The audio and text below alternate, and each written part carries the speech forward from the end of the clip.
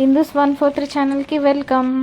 Today మనం పల్లి chutney recipe చూద్దామా. మరి ముందుగా కళాయి పెట్టుకొని స్టవ్ ఆన్ చేసుకొని పల్లీలు మీకు ఎంత చట్నీ కావాలో అంత మెజర్మెంట్ వేసుకోండి.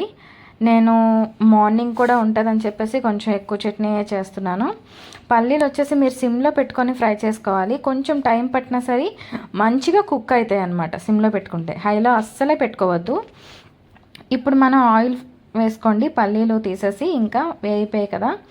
ఇప్పుడు ఆయిల్ హీట్ అయ్యాక కొంచెం జీలకర్ర, పచ్చిమిరపకాయలు, వెల్లుల్లిపాయలు, కరివేపాకు కూడా ఒక 2 రెమ్మలు కరివేపాకు కూడా వేసుకోండి. కరివేపాకు ఎక్కువ వేసుకోండి, ఇష్టం ఉంటే. నేనైతే కొంచెం ఎక్కువే వేసుకున్నాను. మంచిగా ఇవన్నీ కూడా ఫ్రై చేసుకోండి.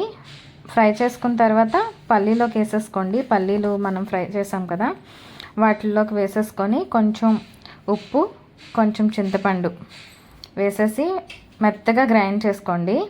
నేను ఇవన్నీ చేసి ఇడ్లీ పెట్టి చట్నీ చేసేసరికి టైం అయిపోయిందనమాట.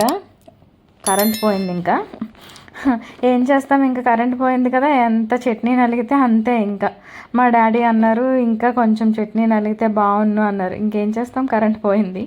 ఇంక పోపు పెట్టేసి చట్నీ ఎంత నలిగితే అంత ఇంకా ట్రాన్స్ఫర్ చేసేసి కలిపేశాను అనమాట.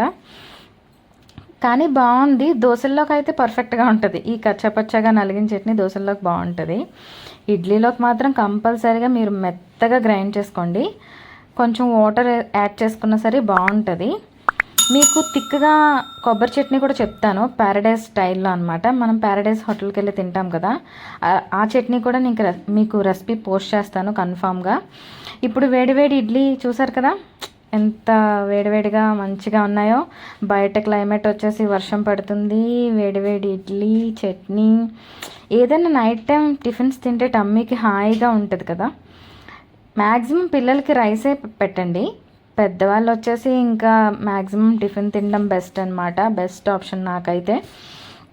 ఇప్పుడు చట్నీ వేసుకొని మంచిగా ఇడ్లీ చట్నీ మంచిగా ఎంజాయ్ చేయండి. ఇప్పుడు మంచిగా వైజాగ్లో వర్షం పడుతుంది కదా. Bye bye. షేర్ చేయండి, లైక్ చేయండి, కామెంట్ చేయండి.